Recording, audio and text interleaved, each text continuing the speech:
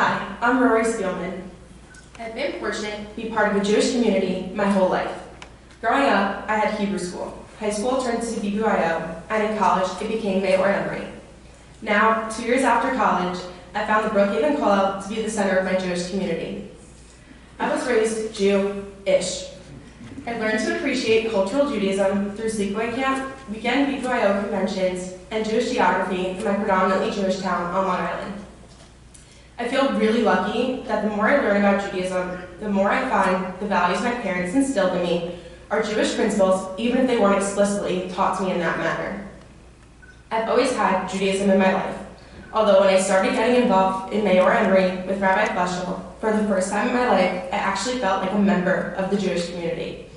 I was invigorated by learning, questioning, and growing. Through Mayor Emory programming, I learned crucial leadership and communication skills, as well as self-advocacy skills. At each event, I could see tangible points of learning, but when it came to taking things on myself, I felt a lot of resistance. Rabbi Fleschel taught me the concept of no for now. He's always happy to offer his students tools to implement Judaism in their daily life, but never pushes them too far. Now, as I continue to develop my Jewish identity and grow in my observance, I feel comfortable to have my eyes open to new mitzvot and say no for now, knowing I can change to a yes whenever I'm ready. When Rabbi Shapiro approached me to join Shabbos Club, I had very little expectations to even remain in the club. At the time, I was working a job that required overnight work on Friday and Saturday nights at least twice a month.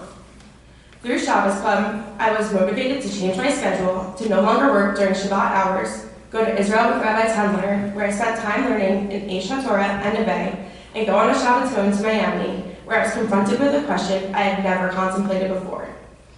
Over Shabbos lunch, I was asked by our host if I loved Hashem. When put on the spot, I said, of course I did. Yet reality was, I had no concept of who or what Hashem really was. Now, a year later, I have a deep connection to Hashem and would immediately and emphatically respond, I love Hashem. This past November, the Brookhaven Kollel hosted a women's challenge called Gratitude with an Attitude, wherein we would learn and recite the morning brachot to bring in more expressed gratitude for Hashem. Each participant was given a wash cup and a card with Modeh Ani, Nitilat Yadayim, Asher Yatzar, and Shema. I was given a green wash cup. As someone who had every trendy gratitude journal on the market, this challenge seemed right up my alley. It also felt like a unique experience to share with other women in my community throughout the month of November, a special time of year for me. From as early as I can remember, my family revered Thanksgiving.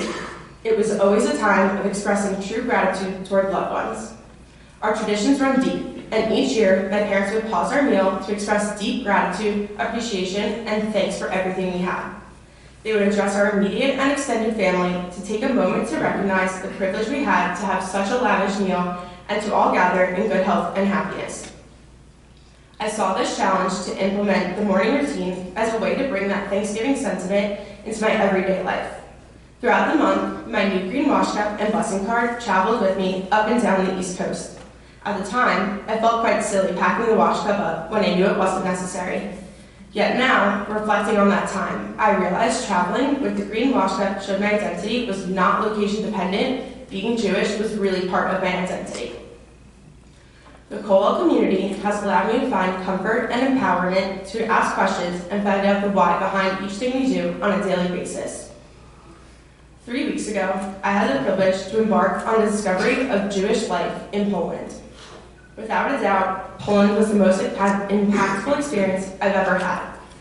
Yet in the beginning, I struggled to find real personal connections to the Holocaust because my relatives had emigrated before the war started. On the 5th day, we visited the museum that once was Auschwitz, where I had the honor of assisting the most inspiring 97-year-old Holocaust survivor, Reb Yosef Lefkovich, through the camp and into the barrack that currently displays stolen possessions of our Jewish ancestors. I walked through each area breathless, staring at pounds of shaved hair and mountains of glasses and prosthetics. I then came to the largest display, which housed cookware and assortments of potteries that had been collected. Clear as day, the only thing I could see in that mass was a bright green wash cup. That's when it hit me. I felt as though my greenwash cup had been taken from me. All at once, I felt, I am a Jew. I would die for my Judaism like any person who went through the Holocaust, therefore I must live as a Jew today.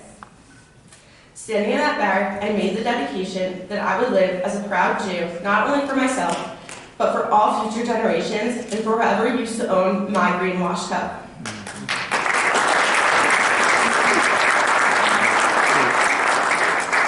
Now, I'm learning to live with more intention and gratitude for the thing Hashem provides. I'm going through the morning routine, deep diving into each prayer and the order in which we do things. Since Poland, I've looked forward to the mitzvah of saying the bracha before each of my meals. Thanks to Rabbi Shapiro, as of Wednesday night, I have a kosher kitchen to prepare my meals. I'm eager to continue to learn and grow as a proud Jewish woman, as a member of this community. Thank you.